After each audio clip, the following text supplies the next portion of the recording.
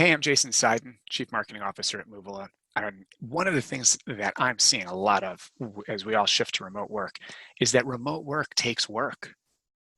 It takes work to make remote work work. Most of us don't know how.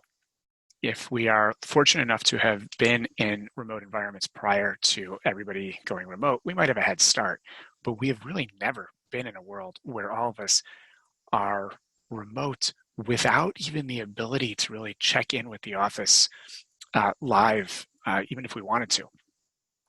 And so we have this problem, especially those of us who worked in offices. We have this problem where we have work habits that were built for in-office environments. And those habits don't translate to our remote world. And we've had a grace period. The first few weeks or few months of going remote, the novelty of it, I think, kind of carried us a little bit. Now that it's gone, the honeymoon's over, and we need to be productive remotely. And we haven't. We're starting to lose it. Like the grind, especially as our kids are not going back to school and they're going to be working under the same roof as we're working under. We need some habits to stay effective. And so that's what I want to talk to you about today. I want to actually share one specific habit. Let's not even call it a habit. One tiny little behavior that if you introduce it into your workflow will help you be far more efficient with remote work. And specifically with this little behavior will help you do is keep track of who owns what. Critical. When you're in the office, you can be like, hey, Mackenzie, are you working on that? And Mackenzie goes, oh, no, that's not me. I thought Noah had it. And Noah's like, oh yeah, I got it. And you're done. But when you're in a remote environment, you're sending an email to Mackenzie. Mackenzie, do you own this? And Mackenzie is sending an email to you. And because she's kind of freaking out that somebody thought she's doing work that she's not doing, she's copying 2 or 3 other people as a CYA, totally within her right, saying, nope, that's not me. Wonder who has it. I thought it was Noah. And then Noah is sending out a message to everybody saying, yep, I have it. But before everybody gets the Noah message, at least one of those people who's copied by Mackenzie is like, I thought Mackenzie had it too. And they're sending a blast. Who owns this? And pretty soon the question is creating more confusion.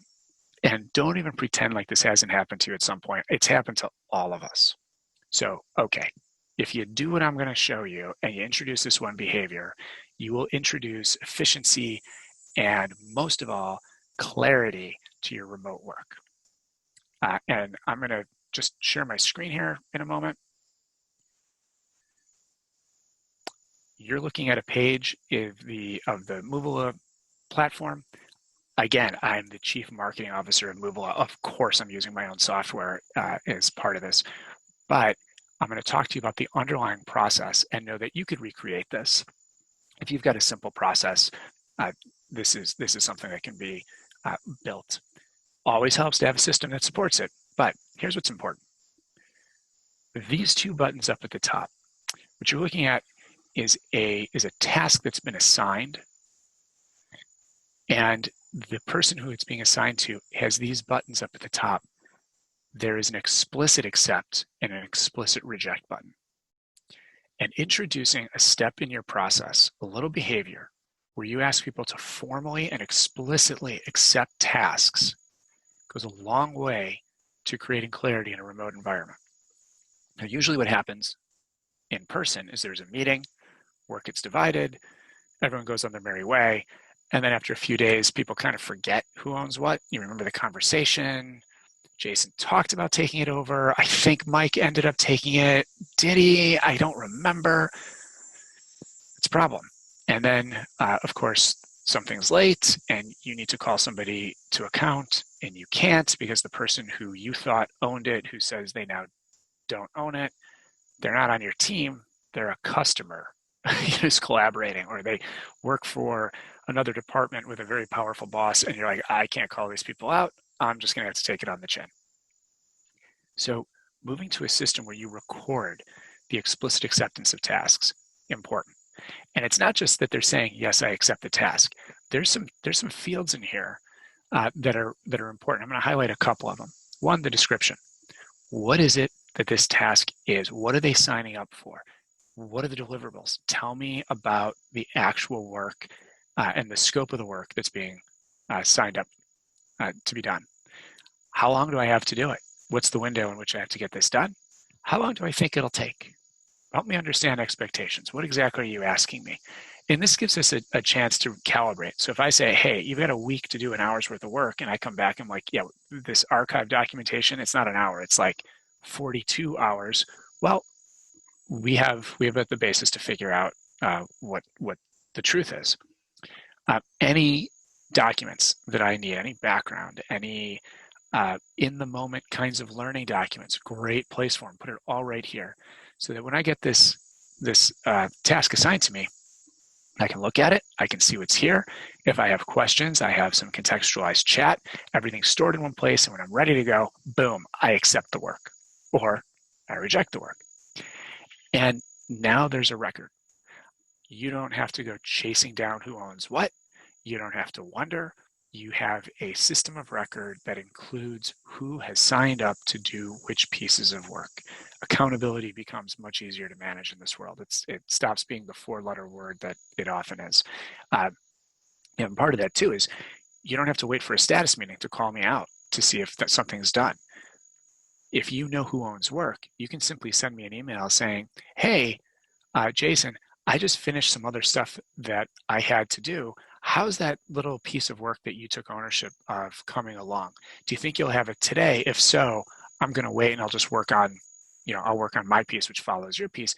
If it's going to take you more than today, I'm going to go do some other stuff and I'll come back. Those are conversations that normally happen in hallways. When the hallway's gone, you have to recreate those a different way. So whatever that looks like for you, get people to formally accept or formally reject work that's being assigned to them.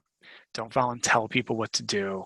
Don't try to give them all kinds of background in a remote environment. The line between giving you the necessary background to do the job and mansplaining stuff to you is very thin. It's very thin. Don't walk it.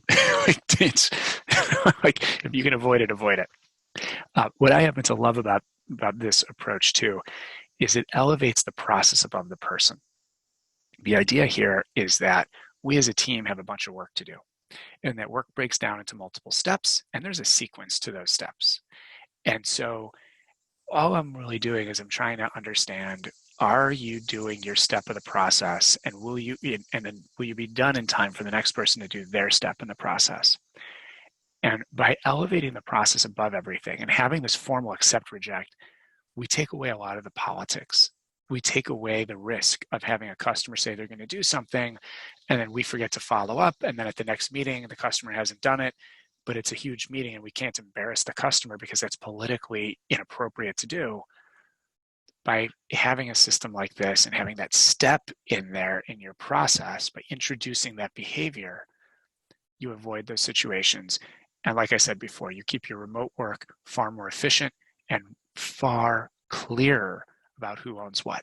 So I hope that helps. Hope you'll introduce a little formal accept reject into your process. And next time we'll talk about another aspect of what it takes to make remote work work.